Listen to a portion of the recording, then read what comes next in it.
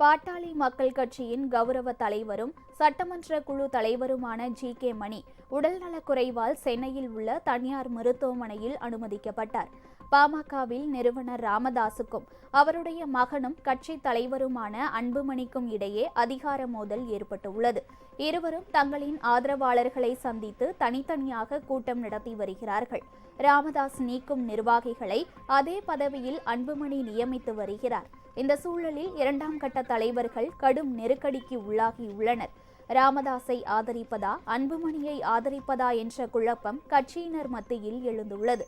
இந்த சூழலில் சேலம் மேற்கு தொகுதி பாமக சட்டமன்ற உறுப்பினர் அருள் நெஞ்சுவலி காரணமாக சென்னை